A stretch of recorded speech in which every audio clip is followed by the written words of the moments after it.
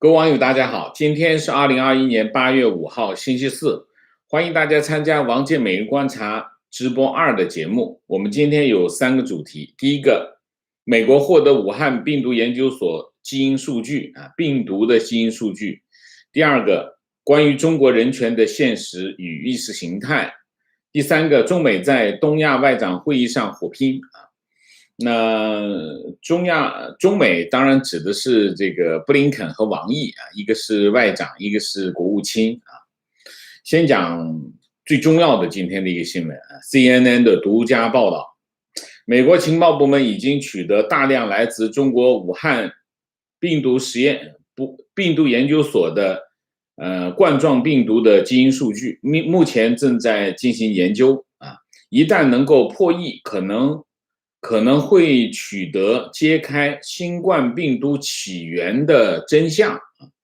这是个非常重要的新闻因为美国情报部门在这个月要给这个拜登总统一个报告，就是告诉拜登总统，他们美国整个的情报生态系统动用了这么多的力量要给总统一个说法，就是武汉肺炎病毒起源到底是来自哪里？是不是来自这个武汉病毒研究所？那么现在的新闻是什么？就是美国的情报机构已经获得了大量的，这个大量到底多少不知道那么武汉病毒研究所的这个病毒的基因数据那 CNN 的报道说不清楚美国情报部门什么时候如何取得这些病毒基因数据。那么处理这些基因数据的电脑服务器通常会连接外部云端服务器或者是怎么样，也可能会引发这个黑客的入侵那么最珍贵的技术数据包括什么呢？包括这个病毒基因的序列包括病毒数据库的条目，包括病毒样本的来源，包括样本获得的时间和背景。那么对于疫情起源这个描述会用到这些数据。与此同时，准确的了解武汉病毒研究所的研究人员他们正在研究哪些病毒，也可以为疫情这个病毒起源的理论提供重要的依据那这些数据有可能包含病毒的遗传密码，使得科学家能够分辨不同的变异株之间的差异和特征因为冠状病毒它的迭代是有个非常清晰的时间轴就是说这个病毒到它持续了多长时间，它会进行迭代那么你通过这个病毒遗传基因的这个迭代的次数，你可以大体上了解这个病毒持续了多长时间那么此外还能提供有关病毒如何随时间适应或者变异的这种线索所以冠状病毒它其实是有规律可言的而且它有很清晰的这个通过这个基因的这个变异可以分析这些关联病毒和病毒这个变异株和其他的变异株之间的关联是可以通过它们基因排序的关系来分析的那么其中也可以显示人类操控的迹象，你在里面加了些什么东西哪些东西它能够自然的发生，哪些东西是不可能发生它类似一种这个遗传基因的历史它有一些历史数据。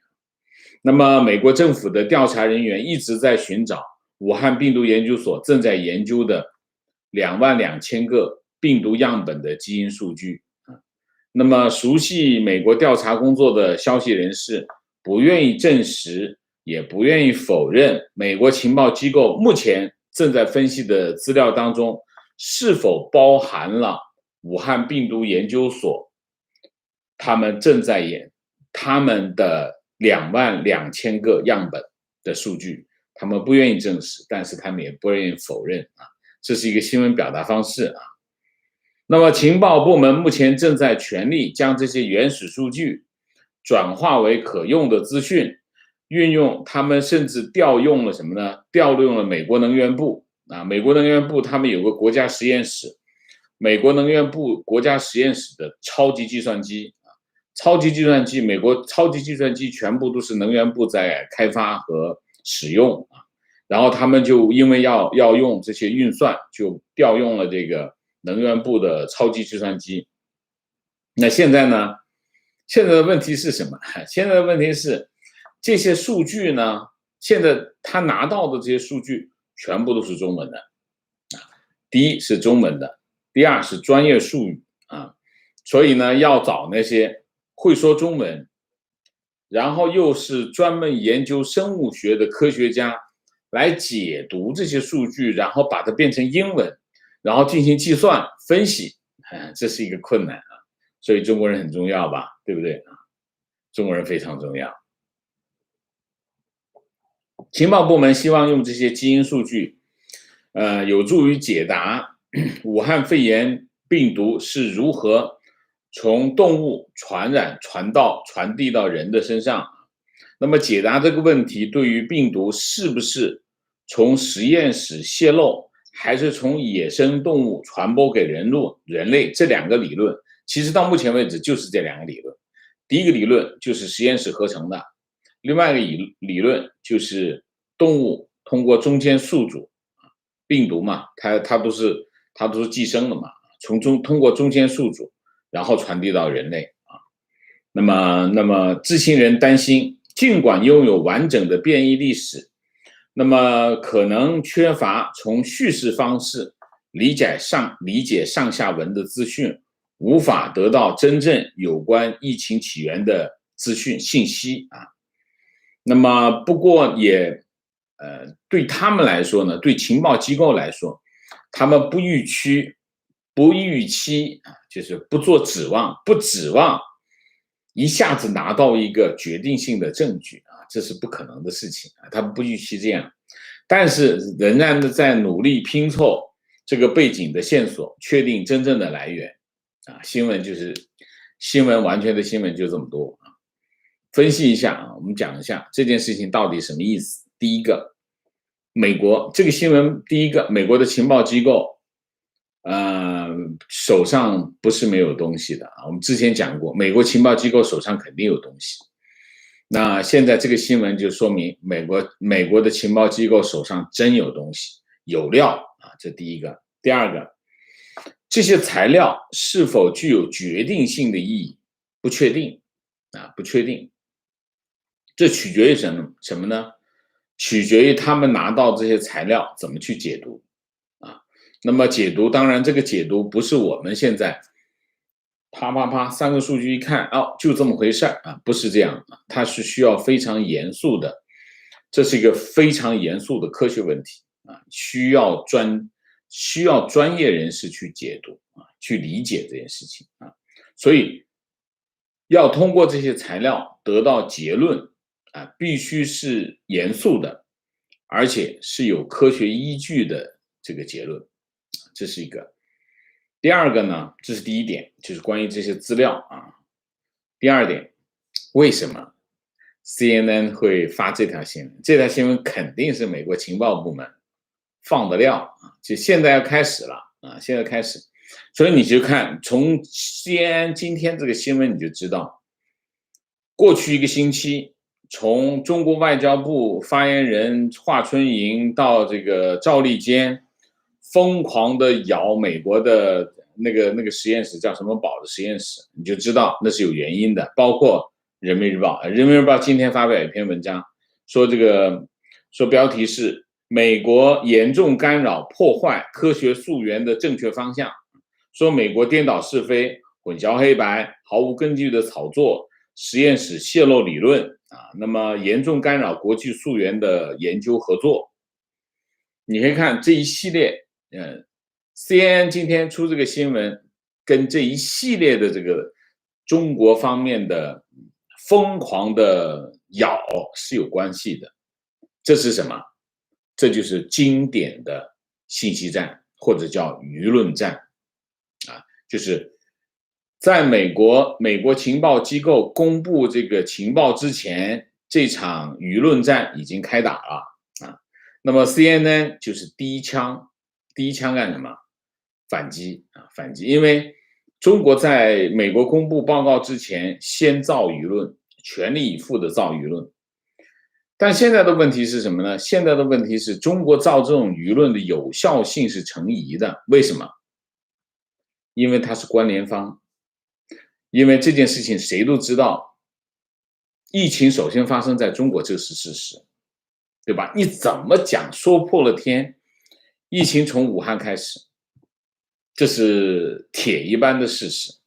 你说疫情首先发生在武汉，然后你说你要跑到美国去查这个病毒起源，这个讲不过去，这就我们不用任何的这些专业知识，我们都知道这件事情不靠谱。地球的另外一头，你跑到地球的另外一头去查这个病毒的起源，肯定不靠谱，对吗？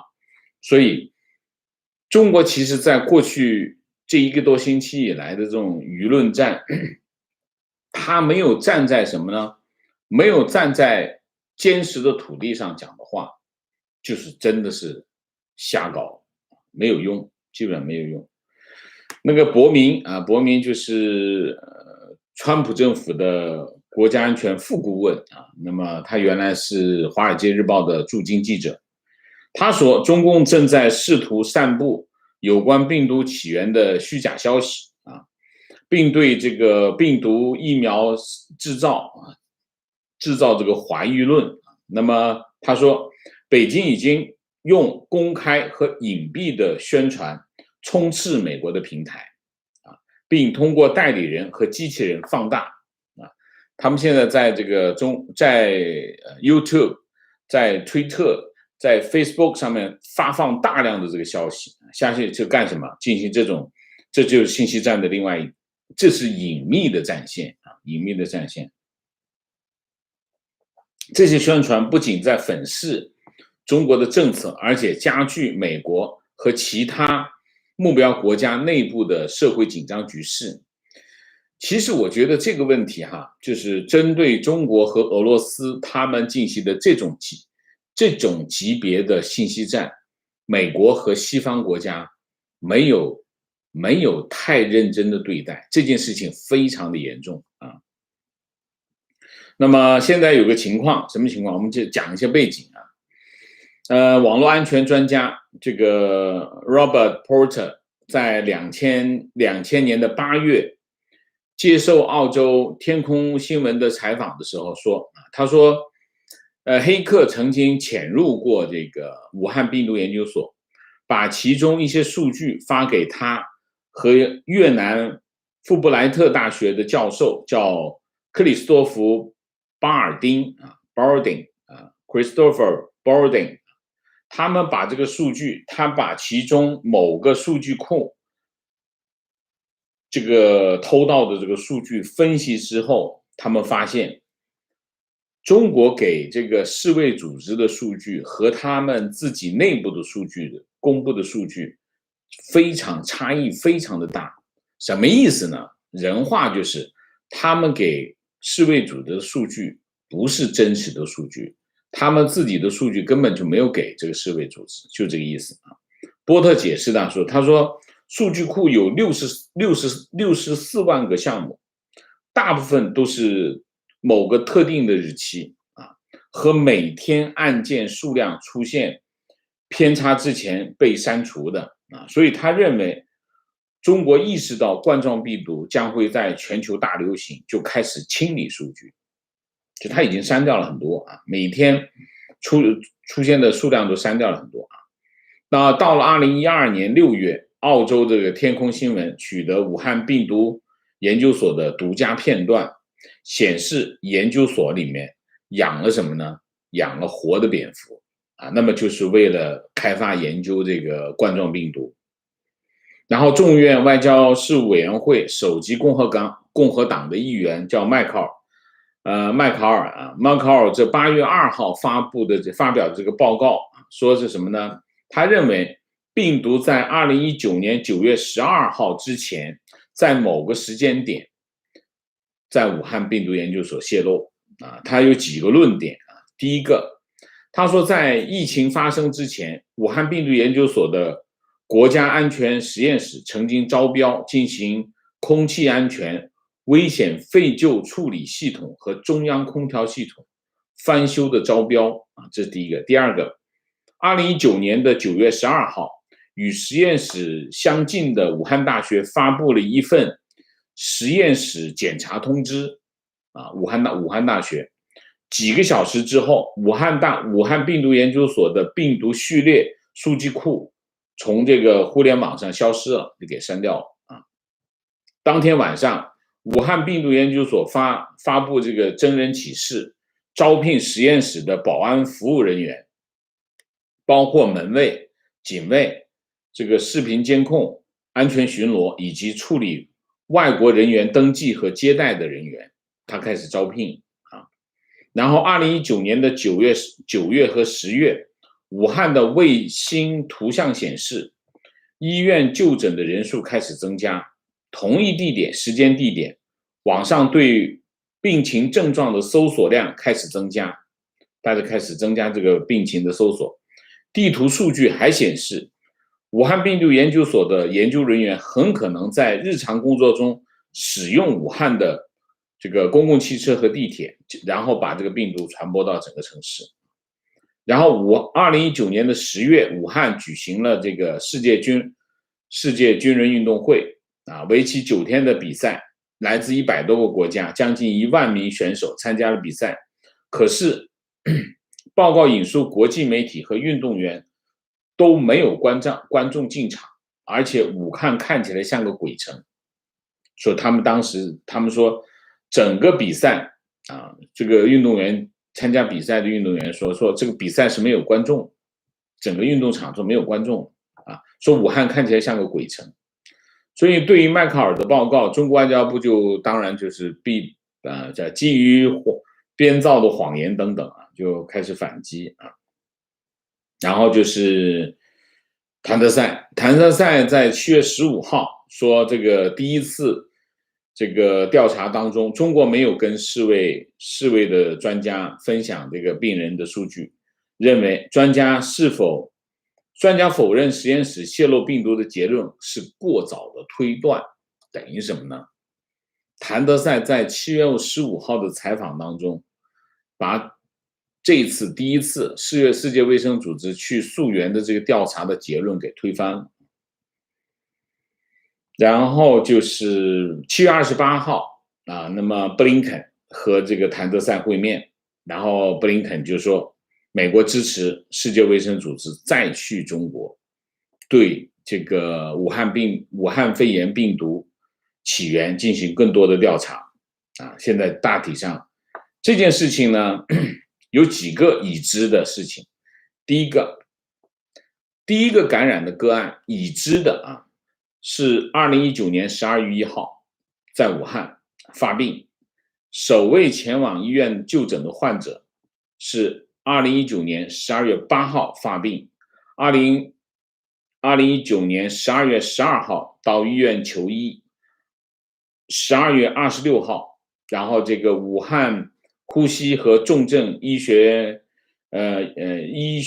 科医生张继先最早发现，然后上报不明原因的肺炎，并且怀疑这属于传染病。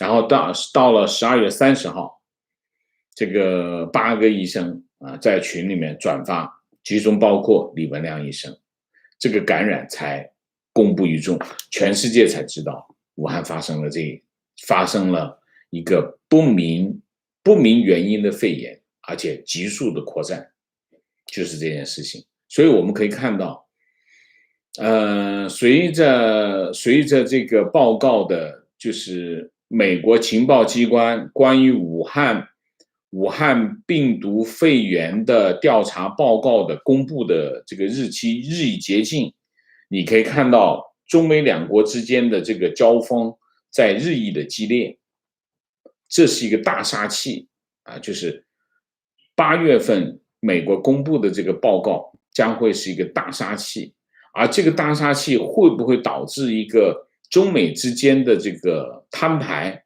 现在不好说。这取决于什么？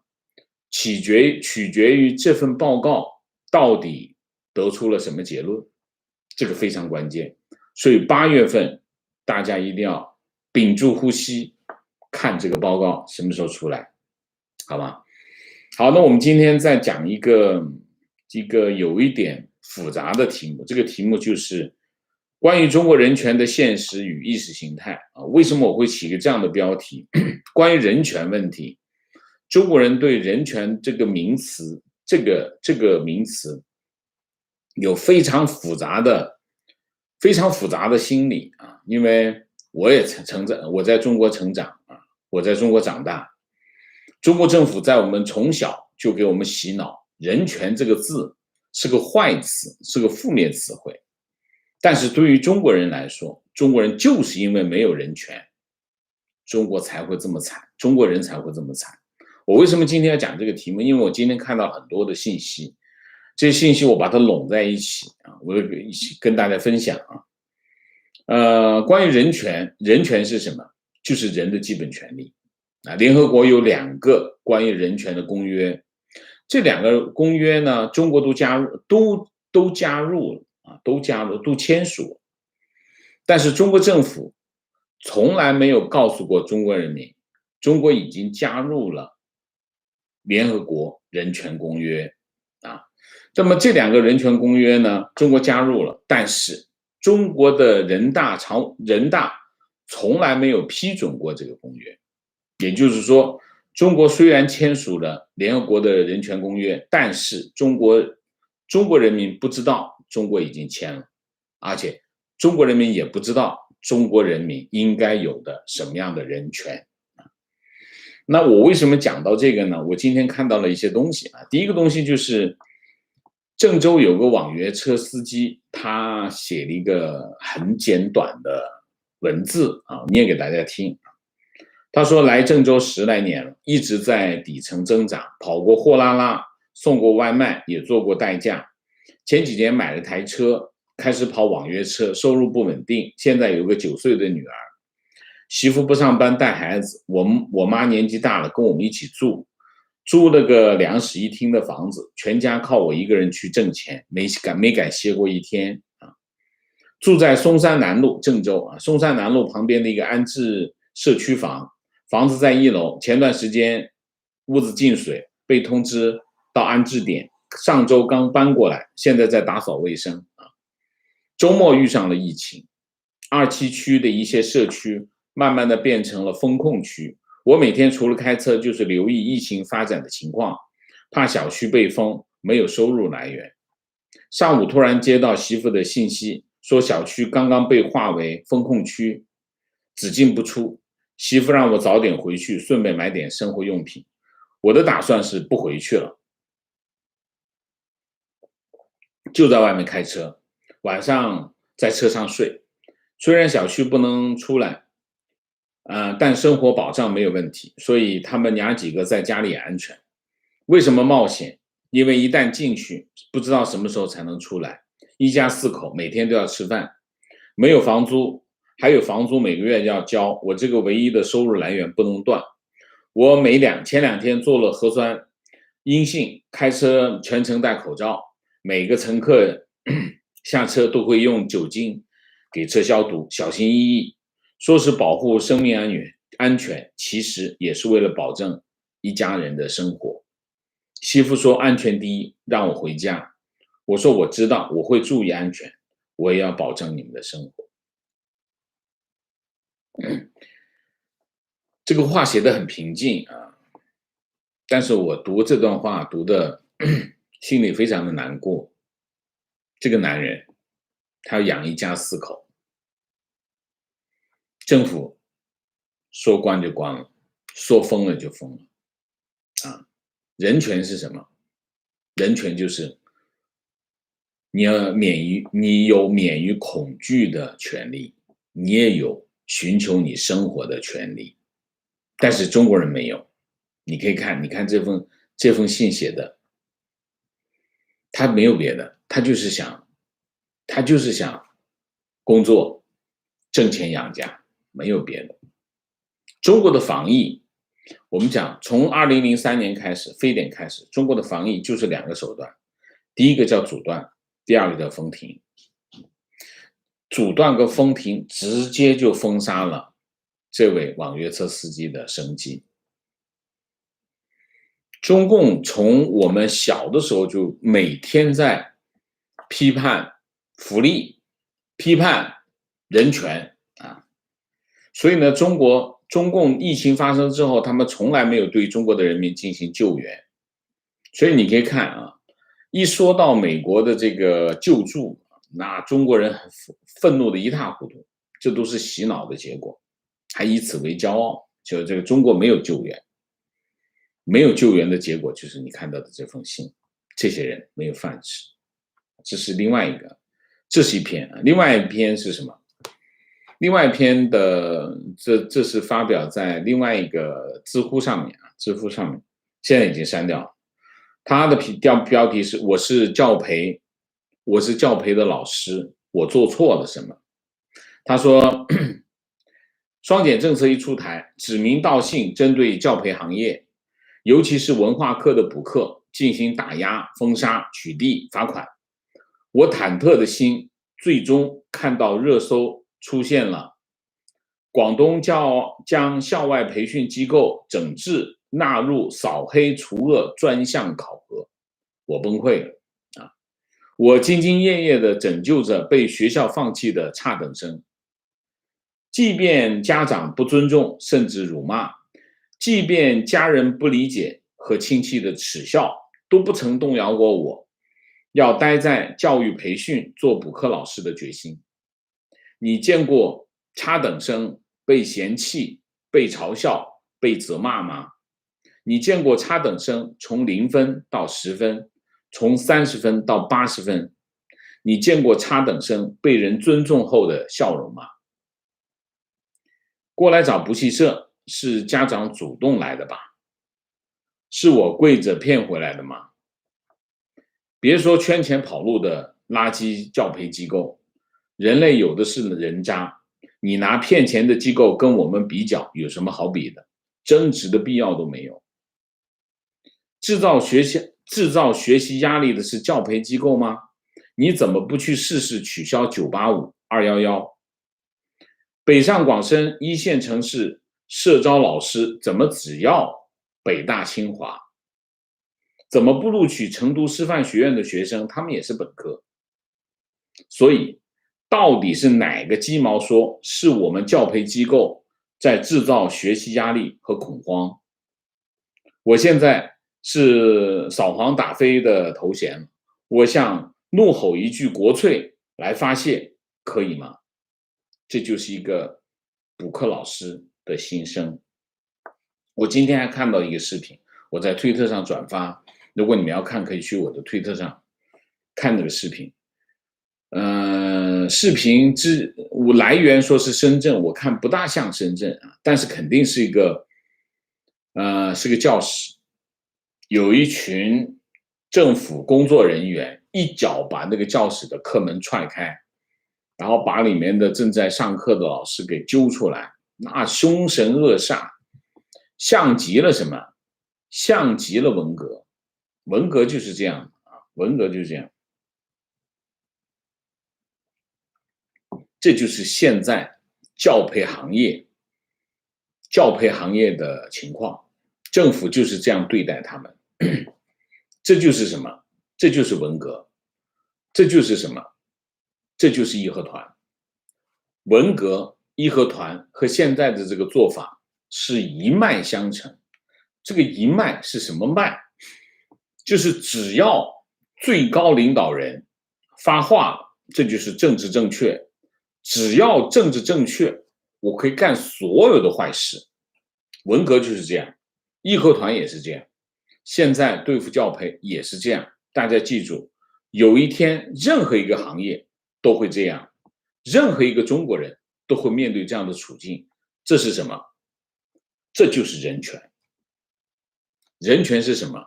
人权你就是你免于被这样对待的权利，这就是人权。为什么中共要把人权污名化？就是让每个中国人都觉得他不需要这个，于是他就可以干这样的事情。我给你念一个，广东省教育厅厅长，叫锦鲤虎，这个名字叫锦鲤虎。他怎么说？他说要将校外培训机构治理纳入政府履行教育职责考核。哪几个考核？第一个，平安广东建设社会矛盾治理的考核；第二个，扫黑除恶专项治理考核；第三个，创建文明城市的评比的考核。然后要建立问责机制，对责任不落实、措施不到位的地方和相关人员进行严肃问责。为什么会发生这样的事情？就是因为这个教育厅厅长锦鲤虎发出来的这个指令，就是在指令之下无所不用其极，这就在发生的事情。我们之前讲过啊，那么教培行业啊，教培行业的师资有1000万，那么这件事情发生，肯定这些1000万这些教培师资肯定就面临失业。但是其实整个教培行业加上互联网应该有多少人？3、4千万从业人员，跟他有关系。你上课，你除了上课，你还有很多工作人员，有销售，有会计，有互联网维护等等，有3、4千万。这件事情意味着什么？其实他们将面对什么？我们第一个网约车司机面对的情况，饭碗在哪里？政府任性把他们的饭碗给砸了。这些人是什么人？这些人都是有学历、有教育背景，那么有知识水平的群体，3、4千万面临失业，这就是什么？这就是人权。再说一条，拜登总统8月5号签署备忘录，对部分滞留美国的港人提供延期强制离境的庇护啊，那这叫什么？叫临时避风港。拜登政府签署的备忘录指出，他之所以让部分滞留美国的香港居民延期强制离境，是因为香港的基本人权和自由已经遭到中国的严重侵害啊！中国在香港单方面强推国安法，已经伤害了基本法以及中英联合声明规定的香港人享有的权利和自由。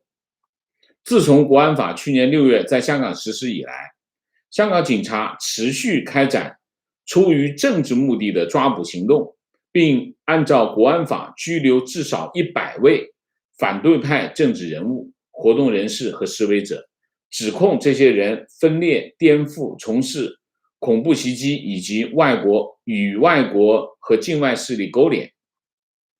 香港还有超过1万人因为参与反政府示威而被捕。中国政府1年来持续侵害香港的自治，破坏剩余的民主程序和机制，对学术自由设限，并打压新闻自由。拜登总统说，有强大的外交政策理由延迟让目前滞留在美国的香港居民强制离境，而美国奉行的外交政策要将民主价值与外交政策目标相结合，聚焦全球捍卫民主、保护人权。备忘录还说，向剥夺了自由的香港居民提供庇护，对他们庇护对美国在当地的利益有帮助。美国对香港人民的支持坚定不移。那么，白宫发言人沙奇也发表声明说，拜登总统采取的这一行动表明，在中国持续对香港打压的面前，拜登总统对香港民众的强力支持，中国损坏对香港和国际社会承诺的时候，美国绝不袖手旁观。这是关于这个人权，还有一个跟人权有关。澳大利亚将会制定马格尼茨基的马克思基法案制裁这个践踏人权的行为啊。澳大利亚外交部长佩恩8月5号表示，澳大利亚将制定类似于美国全球马格尼茨基人权问责法的澳洲版，以便对践踏人权或引发国际关切的恶劣行为，个人或者实体实施有针对性的财务制裁和旅行禁令。美国、欧盟、英国今年3月都根据各自的法律环境制定了马格尼茨基法，对在中国新疆地区被控严重侵犯人权的中国官员实施制裁，同时中国开始报复啊。那么马格尼茨基原来是俄罗斯的一名维权律师，他因为揭发俄罗斯政府腐败遭到当局的关押，然后在2009年11月在看守所去世。美国国会为了纪念马格尼茨基2021年通过马格尼茨基法案，授权美国政府制裁那些违反人权或者腐败的俄罗斯官员。2016年，美国国会又通过全球马格尼茨基人权问责法，将制裁对象由俄罗斯扩展到全世界侵犯人权以及腐败的政府官员。目前至少有加拿大、欧盟和英国制定了类似的这个法案。路透社的报道说，为了制定澳洲版的马格尼茨基法，澳大利亚将对现行法律进行修订，将目前以国家为对象的制裁条款进一步扩充，加入对个人和实体为对象的可制裁的行为，并且可能在今年年底之前可以执行这些新加入的条款。澳大利亚的外长佩恩在今天发表的一篇声明中说，增加的这个可制裁的行为有可能包括大规模杀伤性武器的扩散、严重侵犯人权、恶意的网络行动以及重大的贪腐。佩恩说，澳大利亚将得以对认定涉嫌参与上述可制裁行为的个人和实体实施定向财务制裁和旅行禁令，而无论这些行为发生在什么地方，也无需制定以国家为目标的制裁机制，就是说我不制裁这个国家，我针对个人就行。大概就这样啊。这是第二个。第三个跟人权有关的是什么？就是《经济学人》上个星期他说了一堆数字，他说他是引述了联合国难民署的统计资料，过去10年中国公民出逃其他国家寻求政治庇护的人数急剧上升。习近平2012年上台，从2012年年底到现在，有61万3千人的中国人申请在另外国家避难。中国每年寻求外国庇护的人数从1万5362人增加到10万7864人。70%的难民在美国寻求庇护，许多人持旅游或者商务签证入境，然后提出庇护申请，大概是这样。所以你可以看一下啊，中国人在担心什么？担心他们的人身安全。所以你可以看到，有个国家叫什么？叫塞浦路斯啊。塞浦路斯他们有一个护照。因为塞浦路斯是他们可以去欧洲，所以有500个中国人买了这个塞浦路斯的护照，其中包括谁？其中包括亚洲第一女首富啊，这碧桂园的女当家杨惠燕啊，还包括谁？还包括华润电力的总裁唐勇啊，这就是中国的人权状况。中国的人权状况，中国人不要羞于谈这个话题，这个话题非常重要。我以前讲过，我经常讲，就是民主不能当饭吃，但是没有民主，饭都没得吃。人权其实也是一样，人权就是吃饭，就是当你没有人权的时候，你也是连饭都没得吃，随时被被剥夺这个权利啊。这是第二个主题。第三个主题就是中美两国在东亚外长会议上面交火啊。怎么说呢？8月4号，这个东盟主持的第11届东亚峰会外长会议举行，8月4号。然后美国国务卿布林肯和中国的外交部长王毅都参加了这个会议。王毅先发言，然后是这个布林肯跟后面发言。王毅先说他在中国在南海问题上的原则立场4点。第一个，尊重中国最早发现、命名和开发的事实；第二个，尊重国际法，中国拥有主权的南沙群岛，自然也拥有相应的海洋权益；第三个，尊重由直接当事国通过磋商谈判和平解决争端，尊重中国在和东盟国家共同努力之下，南海局势保持稳定啊，就其实他是在重申什么？重申中国在南海的这个权利啊。然后他就开始骂个别国家，这当然讲的是美国了啊。那唯恐天下不乱，动辄把大量先进舰机开到南海，肆意挑衅，巴拉巴拉巴拉，讲了一堆啊。他讲完之后，布林肯就开始发言说啊，布林肯强调，东盟在美国的自由与开放印太地区愿景当中扮演中心的角色，强调美国拒绝中国在南中国海的非法海权主张，就把前面的这个王毅讲的那番话给否定了。然后布林肯在发言中针对中国在新疆、西藏践踏人权，以及在香港遏制民主和自由的行为做出了阐述，批评中共政权对内践踏人权，对外违反国际法，胁迫他国。布林肯就讲了一番这个话。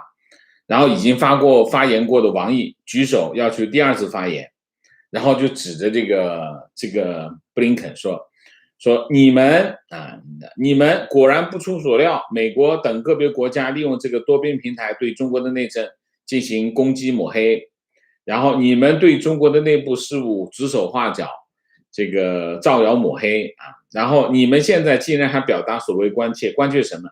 想让香港重回混乱动荡吗？想让台独势力再次上街吗？我要明确告诉你们啊，死了这条心吧，不可能再等到那一天了啊！这就是。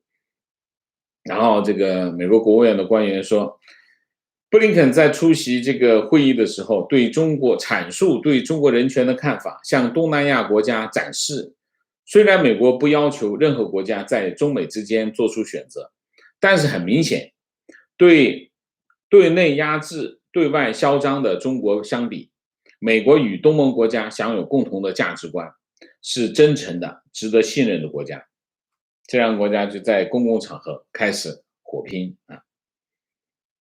这就是我们第3个主题。好，我们今天的主题就讲到这里，我们下面进入互动。进入互动之前，温馨提示，请大家点赞，请新来的网友订阅，请大家加入我们的会员，支持我们做更好的节目。我在这里再推荐一下我们的 Patreon 账号 ，Patreon 的账号在我们视频的下方这个都有Patreon 账号。对于一些没办法翻墙或者不愿意翻墙的网友来说 ，Patreon 账号是一个选择啊。那么对于一些网友不愿意看广告的网友来说，他有2个选择：第一个，加入我们的 Patreon 是没有广告啊，或者是订阅 YouTube 上面的这个 Premium 的账号啊，你买这个 Premium 账也没有广告，这2个方法都可以没有广告，所以我在这里跟大家介绍一下啊。好，那我们下面进入互动。进入互动之后，请大家不要聊天，4个情况、问题、观点、情绪啊。明谢 Mike 猪，谢谢自由雕塑公园 CA， 谢谢刘燕，谢谢 Renee Mac， 谢谢情况打卡澳洲。今天第一次被油管取消了关注，每天看王老师视频还发生这种事情，油管台黑了啊。我在这里提醒大家。检查一下你们的订阅啊，油管 YouTube 呢，它有一个机制啊，它有一个机制，什么机制呢？就是如果你是有 YouTube 的这个用户的话，你要大概的要用一下 Google 的其他的产品，证明你这个账号是 active 的，那它就不会取消你。如果你只订阅了这个 YouTube 的这个账号，然后你只是每次打开看，他其实并不知道你在看，他以为你是个僵尸账号，他可能就会取消你的订阅。他不断的会对这个每个这个 YouTuber 的账号的订阅户进行梳理，那些长期他没有看到他有其他行动的这个账号会被清理掉。所以呢，你也可以做一个什么动作呢？订阅、取消、再订阅，这个动作就让他知道你在动作，你有动作，不是僵尸，他就不会取消你的订阅。这不一定是故意的，它是后台有个机制，因为很多的订阅，你比如说我订阅了某个账号，可是我长期不看它，那其实这个订阅是无效的，那怎么办？那后台会慢慢的清理掉，清理掉就让这个数据更加真实啊。这不一定是不一定是一个黑的行为啊。观点：很多国人眼里只有站队没有善恶，其实内心多多少少都知道这一次疫情与武汉的关系，但是还在帮中共传递虚假病毒起源的信息。我在微信群里只跟他们说一句：几百万亡灵不会放过真凶的。非常好，这个说的非常的好。老实讲呢，这件事情发生在武汉，武汉有一个中国唯一的 P4 病毒研究所。你想一下，这件事情当时是很清晰的，中间发生了什么事情，最后现在不认账，其实也没有太大的意义，因为其实大家都知道，只不过呢，有些东西是这样，你不希望的那个结果通常都会发生，一样的道理啊。不认这个账呢，最终会算账的，别人不会放过你的。这个不仅仅是亡灵的问题啊。情况，微信朋友圈已经开始甩锅到美国实验室，这个人民日报一直在骂啊，这个中国外交部一直在说嘛。但问题是，你的疫情是在武汉爆发，你怎么跑到美国去追这个病毒的起源？你说美国故意在武汉投放病毒吗？那是战争行为吧？你说呢？你应该向美国宣战，如果你真的有证据的话。情况现在宣传口径是病毒由美国军人带到武汉去的，铺天盖地，真的很多人相信这种事情，就像你考砸了，老师问你怎么回事，你恼羞成怒，直接顶嘴说隔壁的也考得不行，你怎么不去问他？这个逻辑无人能够接受。观点，我还是认为，在没有美国参加的第一次溯源组成加生犯，现在中国就抓住这个实验室泄露极不可能的结论说事儿，然后还拒绝第二次调查。那个结论没有意义。为什么？第一，那个结论是在武汉说的；第二，那个结论也就是调查组说的，并不是这个世卫组织说的。而且你自己都说了，这个调查组上来就已经讲，它不是溯源调查。你去查一下，武汉的这个调查组到了武汉之后，第一次见记者的时候，他们讲的非常的清楚，这不是一次溯源调查，这是跟中国的一个配合啊，一个合作，所以你拿这个说事儿也说不了事儿，对吗？如果你真的要咬文嚼字的话，那就咬文嚼字，你也没办法拿这次调查的结果来说事儿。情况，我所在的公司决定，所有的北京员工今天开始分批在家办公，保证只有50%的员工在公司办公。OK， 所以我还是认为，北京出现的情况肯定不是两例，肯定不是两例。两例，如果整个北京只有2例确诊病例的话，不可能是这样级别的动员啊。情况今天看到深圳查老师私下补课的视频，一群人大声嚷嚷，直接破门而入，当着一群学生的面把老师推搡出来，老师低着头一句话不敢说。这样的做法真是令人窒息。这又是回到了臭老九的年代吗？就是文革，共产党搞文革，其实文革就是共产党干出来的，没有别人干出来的。现在把这个把这个甩锅甩到红卫兵，红卫兵只是在共产党的指挥下干的坏事啊，其实都是全部都从头到尾，整个文革从头到尾都是共产党干，没有别人干，所有的人都是共产党的工具。情况前同事年前入教培行业，最近被辞退。前阵子他所在的隔壁部门全部清退，这时轮到他们部门160人只留5人。我看到他们掌门的研发部门，课件研发部门700人全裁，一天全裁。然后他们 HR 是500人。他们有500人的 HR 500人全裁 ，HR 500人把这700人裁完之后，他们自己再裁掉，这就是掌门教育啊！所以这是什么？这就是人权。大家要知道，当我们没有人权的时候，政府才可以为所欲为，才可以打一个响指。几百上千万的人就失业，这就是为什么我们今天一定要讲人权的，而且我们这个节目以后会经常的讲人权的问题，我们一定要告诉大家，人权到底是什么？这就是人权。人权相对的是什么？政权。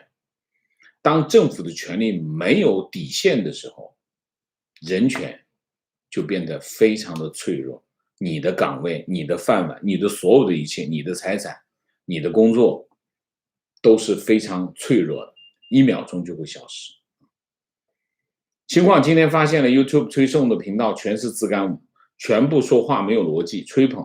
我不是反推销，里面都是自称入籍海外华人或者留学生，说中共这个好那个好，不断污名化民主国家的制度。有网友留言说不喜欢就回中国，遭到人身攻击。我教你一个办法，碰到这种情况，你就在底下有个选，我不想看到，一个一个把它点掉，一共你就把它全部都点掉 ，YouTube 就不会送了。你肯定是看过其中1、2个视频，然后他就觉得你对这种感兴趣，就推送给你啊。我们要想一想，当我们遇到一个情况的时候，我们先想一下它背后的逻辑是什么，不一定是 YouTube 的问题，可能是我们自己的问题啊。情绪，今早去 Clubhouse 看到几个亲中的台湾人在讲，他们都是国军的后代，有的还在美国居住好久。尽管我不是很赞成，但是很礼貌的听完。我和王 Sir 和伙伴分享其中主要论点。我们不想分享他的论点，好吗？既然他是这样的人，我们就在这里不传播他的论点。为什么？没什么好处啊，为什么帮他传播啊？观点：今天经文余英时先生先逝，难过的不能自己，最后一位自由派的大儒走了。OK， 观点非常感谢王老师的节目，基本上全部观看学习了王老师2年的节目，对我自己反洗脑、重新建立正确的价值观帮助非常大。没有王老师的节目，我是不可能接触到如此真实有效的信息。我是墙内底层的老百姓，虽然大学期间就接触到翻墙软件，但由于从小到大的洗脑教育思维惯性，也不具备很强的信息搜索能力、搜索分辨能力，忙于生活工作，也没有精力去探索太多历史真相，所以一直处于蒙昧状态，对很多问题疑问，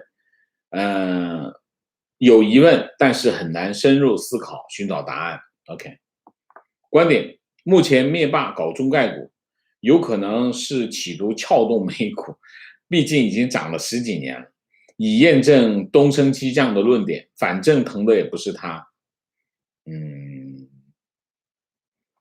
会这样吗？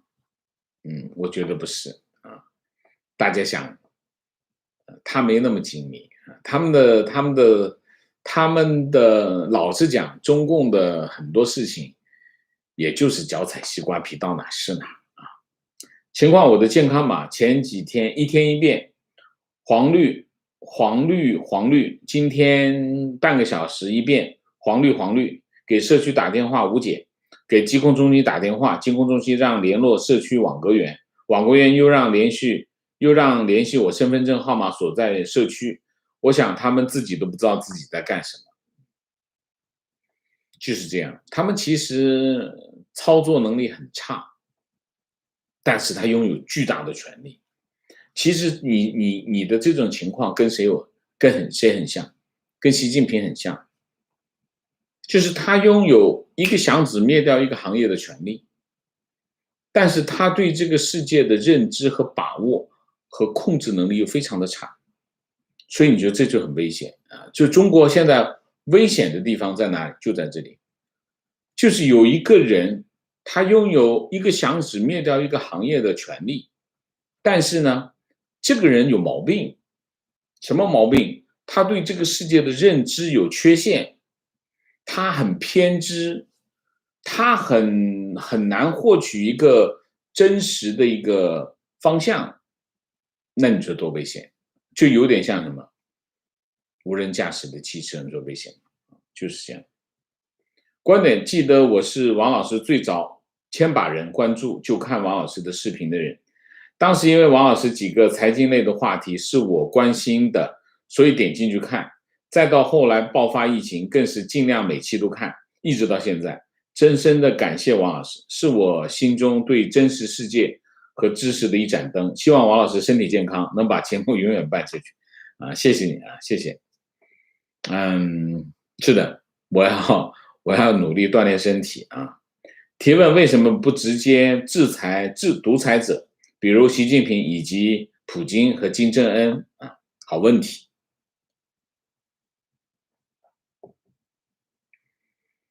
问题是对他们进行金融制裁，怎么制裁得到他呢？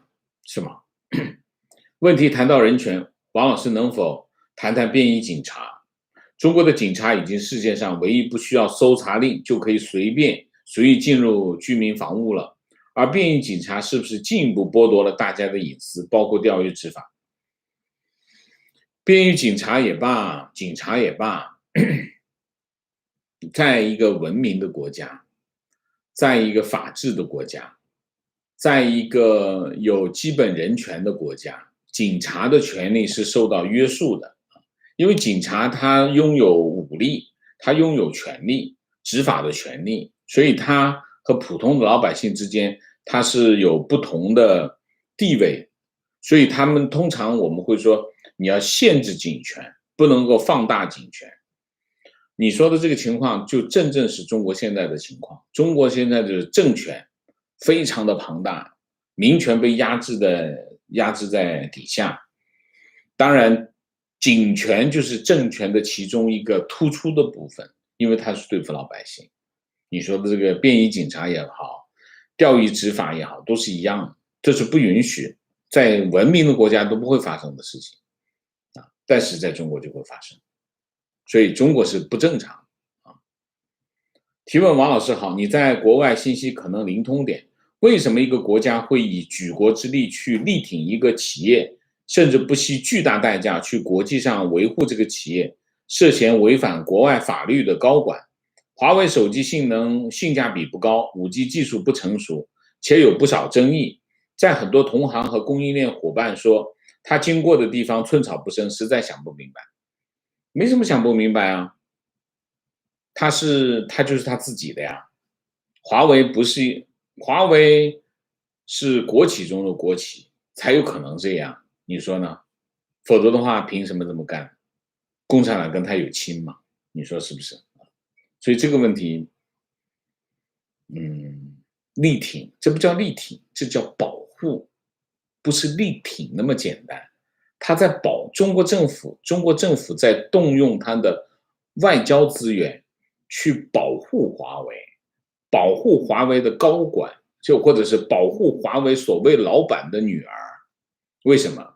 他们之间肯定有一些外人不知道的关联。什么关联？他肯定就是国企呗，否则他为什么要保护他？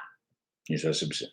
或者这家企业正在帮助他实现其他任何中国的企业都实现不了的目的，他才会保护他。他否则为什么保护他？中国这么多民企在海外遇到这么多的麻烦，他有没有保护过他？没有，对吗？没有无缘无故的爱，这共产党天天讲，没有无缘无故的爱，那么爱肯定是有缘故的嘛，是不是？请问王先生认为国内对色情行业一贯的打压，其背后的意图是什么？色情行业，中国从来不承认它有色情行业，他怎么会承认它打压？色情行业是个古老的行业，这个行业在中国是有道德成本行业，但是这个行业又不断的被压制，又不断的发生。为什么？因为它有需要，这个社会有对色情行业有需求所以色情行业有需求。虽然中国在历朝历代对色情行业都有打压的地方，因为正统去打压它，但是它不断的滋生，不仅仅是中共打压，其实一直都在打压，但是这个需求不断的跑出来，又不断的在产生，就是这样。观点：中共宣传常用那些高大上的词语，多数其实是反面。比如这次郑州水灾的调查，结论必定是依法依规，等于是长官意志；实事求是是谎话连篇；科学严谨等于漏洞百出；全面客观是欲盖弥彰。OK， 情况我50多岁的后爸说，在社会上不怕政府早晚不是枪毙就是坐牢。在社会上不怕政府早晚不是枪毙就是坐牢，在单位不怕领导早晚会被开除，在家不怕父母日子永远过不好。人常怀敬畏之心，方能行有所指。我妈对此深信不疑，可见中共独裁真的深入到家庭了，深入到中国的骨髓里，压根就没有什么人与人之间的平等。他是根据他的生活经验，他是根据他生活经验总结出来的你要是不怕政府，政府就会收拾你，就这个意思情绪从4月翻墙出来，知道真相和世界的普世价值观，人在强国感觉好痛苦绝望。观点：奥运金牌榜也就中国国内自嗨一下，其他国家都不 care。观点：奥运金牌和4大行利润性质一样，整个共产体制就是用多数人补贴少数人运作的。观点：中国宣传命苦不能怨政府，这就是最大的无耻，非常对。情绪：中国人最可悲的不是人权民主问题，而是认为这些跟自己没有关系，还乐得认为自己多么幸福情绪：记得曾经看过中国网民说，中国怎么没有人权？中国让每个人都吃饱，这就是人权。照这种逻辑，农场里养的猪也有人权情况：我认识一个人在大陆娶了一个军人做老婆，夫妻关系很差，一吵架老婆就拿刀拍桌子，但因为奇葩的法律，军婚不可以离婚，他用旅游来美国后不回去，后来找了一个大他10多年的女人结婚，拿了身份。他在大陆是中医师，以前在美国做骨科中医，而且可以接受保险，生活很好。但奇葩的是，他整天骂美国，称赞伟大的祖国，中国千般好，还骂非法移民，骂得最凶，忘了自己也是非法移民。中国很多这种人，很多这种人提问：每周日王先生休息，没节目看，太难受了。问一下王先生，能不能把周六油管节目后的 Clubhouse 的视频在周天放上来？不方便放视频，放个音频也行。OK， 这个问题，不是这个网友提出来，有几个网友都提出来。我想个办法吧，我想个办法，星期天也看一下整个什么视频给大家，好吗？但给我一点时间，让我准备一下。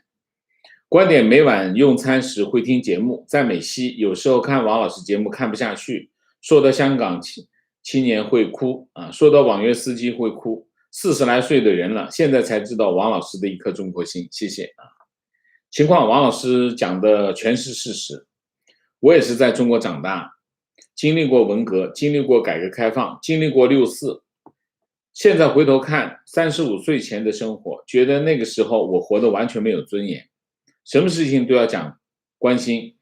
对于一个完全没有关系的人来说，寸步难行。来到新加坡，深深体会到民主国家的公平。在民主国家，你只需要不断的提高自己的能力，就能得到回报，不需要仰视权力，不需要搞关系，活得轻松有尊严。